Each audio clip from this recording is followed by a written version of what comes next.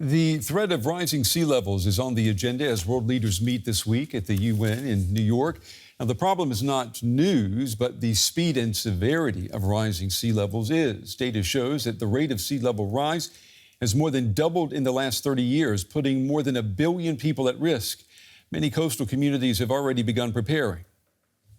These new seedlings have a huge task: to hold the ocean at bay.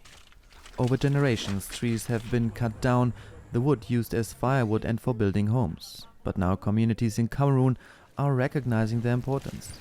They get it from areas, from the little islands inside the Douala Estuary and out towards the sea, that helps to break this rise in sea level.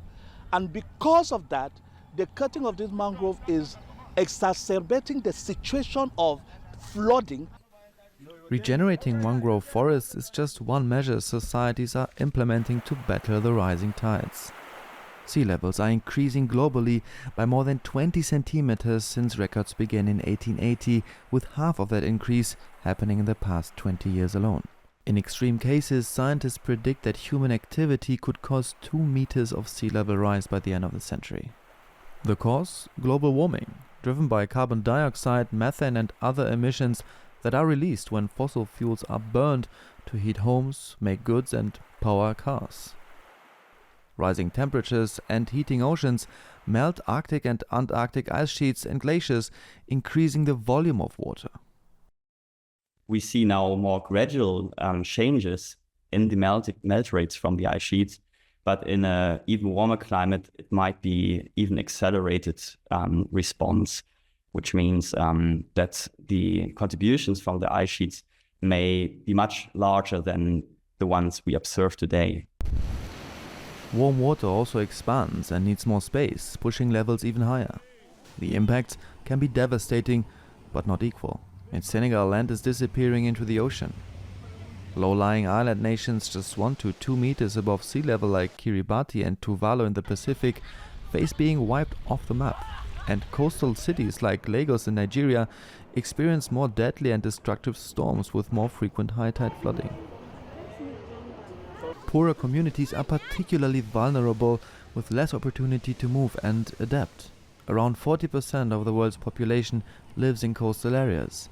The World Economic Forum estimates that by 2100, more than 410 million people could be at risk. Raising buildings, installing seawalls, and nature-based solutions like the mangroves in Cameroon offers some hope, but the response must be tailored to the region. While it may be appropriate in one area to say that you're going to build seawalls along a very long stretch, in another area where access to the sea is of cultural importance, a seawall becomes a physical barrier that is not culturally appropriate.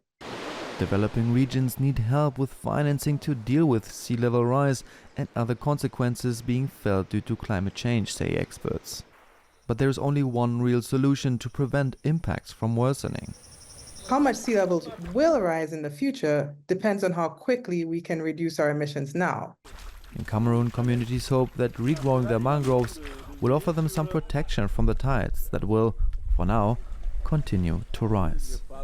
Rising sea levels are also affecting coastal areas here in Germany. DW visited the North Sea coast, where floods and high water levels are part of everyday life. Sun and wind. Perfect conditions for a kite contest in the small village of Halle-Siel on the North Sea. But the weather isn't always this benevolent. In fact, there's double trouble. The region is low-lying, and the sea level is rising. Markus Haratzim, who manages the local camping site, is worried about the future of his business. Just in August, the water here was 1 meter higher than it is now, so the whole area was flooded. We had to tell all campers to vacate the site because it would have endangered their equipment and essentially their lives. Haratzim is only able to open his camping site in the summer months between April and October, because in winter it looks like this. It can also create problems further inland. If seawater spills into the hinterland, the salt can poison farmland and alter the habitat of thousands of species. The region is endangered, scientists confirm. At Hafen City University in Hamburg, researchers developed a digital map to help them understand the full risks.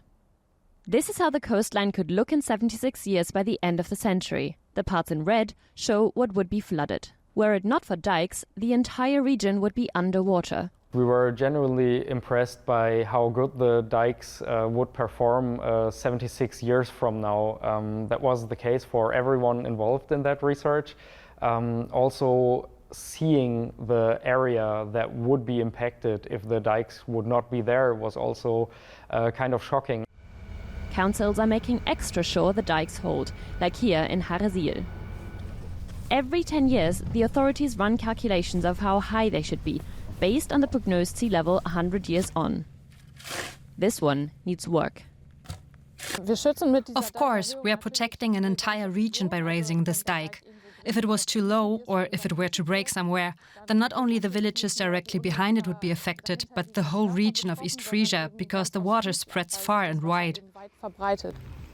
These dikes protect the homes of more than 1 million people living near the shore in the German state of Lower Saxony, according to the Coast Protection Agency.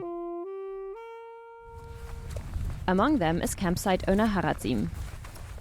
Although he's used to puddles like these, he's hoping his campsite won't be lost to even more water in the future.